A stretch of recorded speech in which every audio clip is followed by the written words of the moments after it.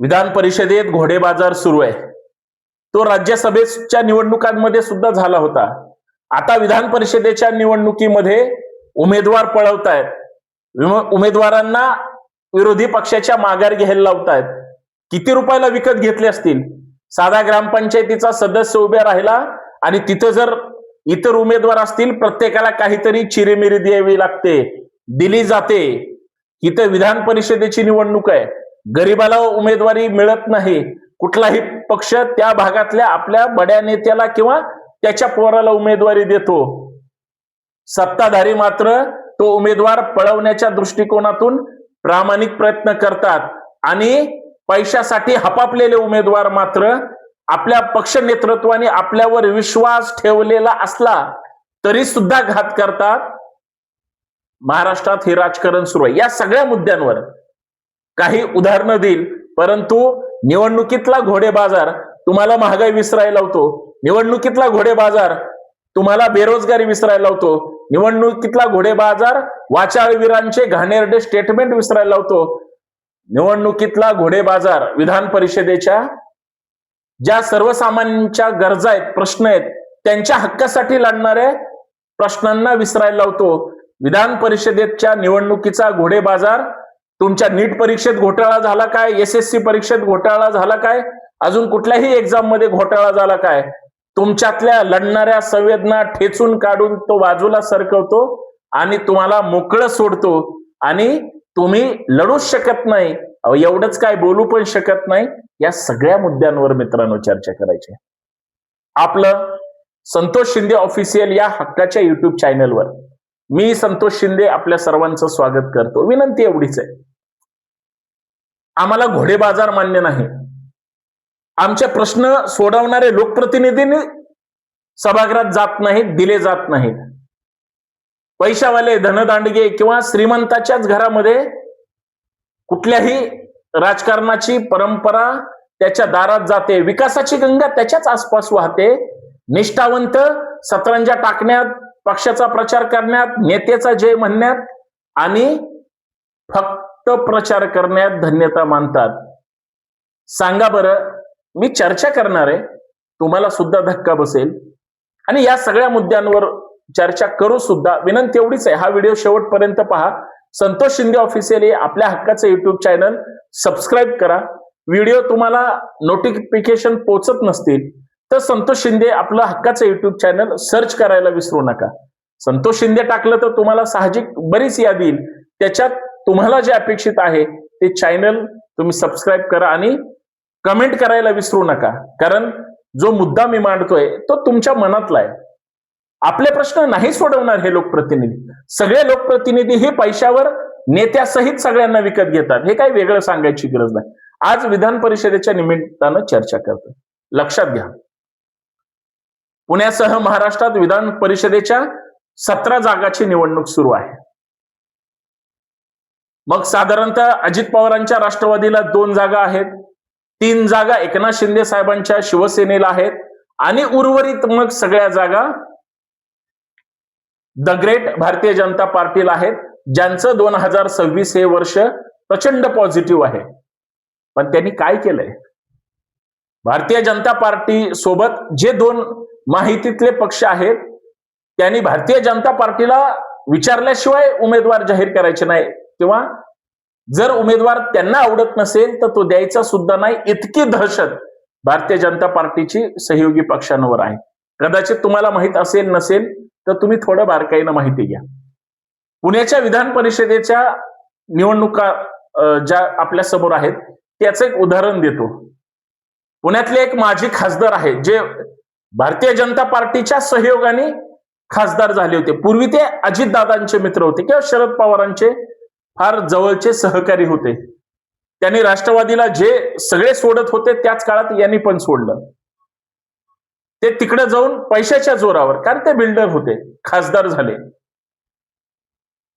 आज विधान परिषदेला समजा जरी त्यांनी जोर लावला असता माजी खासदारांनी, काकडे साहेब, त्यांच्या मुलाला उमेदवारी कुठून मिळायला पाहिजे होती? साहजिक आहे भाजपकडून. परंतु त्या माजी खासदारांच्या मुलाचे संबंध पवारांसोबत, जय पवारांसोबत. अर्थात ही सगळी मंडळी पूर्वीपासून समवयस्की असल्यामुळं संजय काकडे जे माजी खासदार आहेत त्यांचा मुलगा, ज्यांना राष्ट्रवादी काँग्रेसने उमेदवारी दिली, त्यांच्या उमेदवारीवर सगळ्यांचा आक्षेप होता. जो माणूस राष्ट्रवादीचाच नाही, जो राष्ट्रवादीचा साधा सदस्य सुद्धा नाही, त्याला फक्त पार्थ पवारांना वाटतं म्हणून उमेदवारी द्यायची का, दिली गेली. म्हणजे आंबेगावचे सन्माननीय आमदार माजी मंत्री दिलीप वळसे पाटील यांनी तर जाहीर केलं की आमच्या सगळ्या कोर कमिटीनी म्हणजे जे काकडे उमेदवार दिलेले आहेत त्याला सहमती आहे, ज्यांचा उमेदवारीला विरोध आहे किंवा ज्यांना उमेदवारी पाहिजे होती त्यांची आम्ही मनधरणी करू वगैरे वगैरे सगळ्या गोष्टी. अरे काय म्हणजे त्याच राष्ट्रवादीसाठी मला वाटतं पुण्यातून खूप दिवसापासून दीपक मानकर इच्छुक होते, सुरेश घुले सुद्धा इच्छुक होते, अजून बरेच जण असतील, कारण ह्यांची हयात गेली पक्ष संघटन वाढवण्यामध्ये. आणि मग असं असताना सुद्धा ते आणि इतर लोकांना उमेदवारी नाही दिली गेली, सगळ्यांवर अन्याय केला आणि उमेदवारी जाहीर करून टाकली. फॉर्म पण सिलेक्ट झाला. बऱ्याच तांत्रिक अडचणी येत होत्या, ते पण त्यांनी त्यांच्यावर जो काही देणं लागत होतं ते पैसे भरले.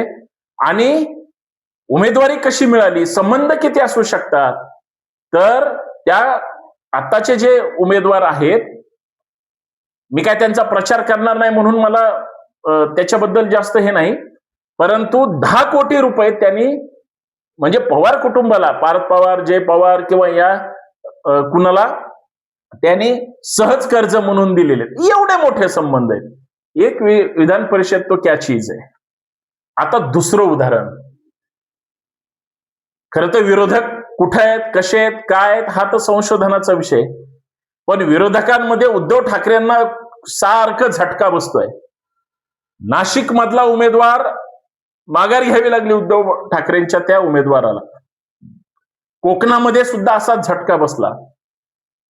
बाळा माने नावाचे एक शिवसैनिक जे उद्धव ठाकरेंचे होते, उद्धव ठाकरेंनी त्यांची उमेदवारी जाहीर केली आणि उमेदवारी जाहीर केल्यानंतर नितेश राणे किंवा भारतीय जनता पार्टीने थेट तो उमेदवारच पळवला आणि त्यांना निवडणुकीत काल माघार घेण्याचा दिवस होता, थेट माघार घेतली. उद्धव ठाकरेंना किती मोठा झटका आहे. हकालपट्टी केली ही गोष्ट वेगळी. म्हणजे मी जे सुरुवातीला म्हटलं, घोडे बाजार नावाची जी गोष्ट आहे, पैशाशिवाय काहीच होत नाही. उद्धव ठाकरेंच्या नेतृत्वाने विश्वास ठेवून जर त्या मानेंना उमेदवारी दिली असेल, त्याच्यापेक्षा जास्त जर पैसे राणेंनी दिले असतील आणि भाजपने ही खेळी केली असेल, म्हणजे केंद्रात आणि राज्यात देशात सत्तेत असणारा पक्ष दुसऱ्याचे उमेदवार पळवतो, याला निवडणूक म्हणायची, घोडे बाजार म्हणायचं. नाशिकची सुद्धा तीच अवस्था आहे. म्हणजे प्रत्येकाला विकत घेतलं जात आहे किंवा विश्वासातल्या लोकांना फोडलं जात आहे. म्हणजे नैतिकतेवर आधारित जे राजकारण म्हणतात ते राजकारण भारतीय जनता पार्टी करू शकत नाही का? किंवा शेवटी भाजपला तरी किती दोष द्यायचा. हे जे निष्ठावंत नावाची लोक आहेत, जे उद्धव ठाकरे किंवा शरद पवार किंवा काँग्रेसकडे आपण ज्यांना विश्वासाने बघणार आहोत किंवा बघतोय, ही सगळी गद्दारी करणार आहेत का स्वार्थासाठी, किंवा सगळ्यांना वारंवार विकत घेतलं जाणार आहे का? अरे हा विचार करावा लागेल ना. आणि तिसरा महत्वाचा मुद्दा बघा, विधान परिषदेची तिसरी जादू कशी असते. भारतीय जनता पार्टीने जो राहुरीत उमेदवार दिला, जिथं पोटनिवडणूक होणार होती, काय झालं होती तर प्राजक्त तनपुरे नावाचे शरद पवारांच्या राष्ट्रवादीचे, ते पूर्वी आमदार होते, पडले, मंत्री पण होते, गृह राज्यमंत्री. आता शरद पवारांनी एवढं सगळं देऊन सुद्धा तो माणूस पोटनिवडणूक लढवत नाही, दुसरा माणूस शेवटी पक्षाने दिला आणि भाजपने सेटलमेंट केली. फडणवीस स्वतः त्यांच्याशी बोलले, कदाचित शब्द दिला असेल विधान परिषद तुला, म्हणजे भाजपनं विधानसभा निवडून आणली पोटनिवडणूक. आणि एकही निष्ठावंत भाजपचा त्यांना त्या राहुरीच्या तिकडून पोटनिवडणुकीत किंवा नगर जिल्ह्यातून मिळाला नाही. त्यांनी त्या प्राजक्त तनपुरेंचा भाजपमध्ये प्रवेश केला प्रदेशाध्यक्षाच्या. बघा, एका माजी आमदाराचा, तेही शरद पवारांच्या पक्षाचा म्हणल्यावर मुख्यमंत्री बडे बडे नेते पाहिजे होते. पण त्यांना माहिती आहे ह्याला विधान परिषद द्यायची म्हणल्यावर सगळ्यांनी असायची काय गरज आहे. त्यांना तिकीट जाहीर केलं. म्हणजे याचा अर्थ असा आहे, शुद्ध घोडे बाजार किंवा आयाराम गयारामांना संधी. निष्ठावंत बस्या गाजराच्या पुंग्या वाजवत. खरं की नाही? वाजली तर वाजली, नाही तर मोडून खाल्ली.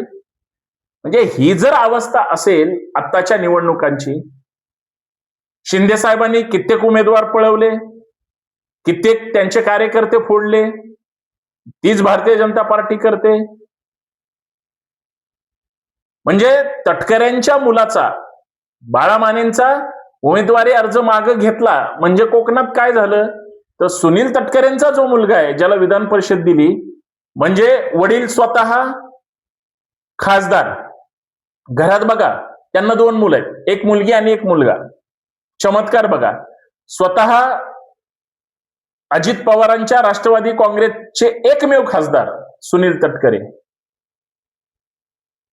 ते राज्याचे त्यांच्या पक्षाचे प्रदेशाध्यक्ष. म्हणजे खासदार आहेत, प्रदेशाध्यक्ष दुसऱ्या एका नेत्याला मिळू द्यायला पाहिजे ना? नाही, त्यांच्याकडेच. त्यांची एक मुलगी मंत्रिमंडळात, एकही महिला मंत्री नव्हती त्यावेळेस अजित पवारांनी एक महिला मंत्री शेवटी दिली, तटकरेंची मुलगी. आणि आता तिसरा त्यांच्याच घरात विधान परिषदेची आमदारकी. म्हणजे 2 आमदार आणि 1 खासदार. राणे पॅटर्न जसा आहे तसाच तटकरे पॅटर्न आहे. इतकं साधं सरळ गणित तुम्हाला लक्षात घ्यावं लागेल. त्यांच्या सुद्धा घरात राणे स्वतः खासदार आहेत, नितेश राणे एका पक्षातून आमदार आहेत आणि निलेश राणे एका पक्षातून आमदार आहेत. नितेश राणे आमदार आणि मंत्री आहेत भारतीय जनता पार्टीतून, आणि निलेश राणे शिंदे साहेबांचे आमदार आहेत शिवसेनेचे. म्हणजे हे अशा पद्धतीनं सगळं, म्हणजे जुनं शिवसेनेचं प्रेम एक मुलगा त्या ठिकाणी निभावतोय आणि वडील आणि मुलगा भारतीय जनता पार्टीकडून प्रतिनिधित्व करतात. तेच तटकरेंच्या बाबतीमध्ये घरात एक मुलगी मंत्री, आमदार, पालकमंत्री काय त्यांना होऊ दिलं नाही गोगावलेनी, पण दुसरा मुलगा सुद्धा उपेक्षित नको, त्याला विधान परिषद दिली. आणि मग त्याच्या विरोधात जे जे उमेदवार होते ते सगळे पळवले, बिनविरोध झाले तटकरेंचे चिरंजीव आमदार. हा या विधान परिषदेच्या निवडणुकीतला घोडे बाजार जर असेल, कुठे आहेत सर्वसामान्य माणसं? बाकी उर्वरित विधान परिषदेच्या जागेबद्दल तुम्हाला सगळं माहिती आहे. ज्या पद्धतीचा जोर लावणार, महाविकास आघाडी सुपडा साफ होणार आणि सत्ताधारी मालामाल होणार. किंवा जे म्हणजे स्थानिक स्वराज्य संस्थेच्या निमित्ताने ज्या लोकप्रतिनिधीकडून यांना मतदान पाहिजे त्या सगळ्यांना खुश करून टाकणार. विषय संपला. असलं राजकारण महाराष्ट्रात सुरू आहे. ते तुम्हाला कितपत मान्य आहे मलाच पडलेला प्रश्न आहे. बाकी तुमचं या सगळ्या विषयावर काय मत आहे नक्कीच कळवा. धन्यवाद. संतोष शिंदे हे ऑफिशियल चॅनल तुमच्या हृदयात ठेवा आणि इतरांपर्यंत पाठवा. धन्यवाद.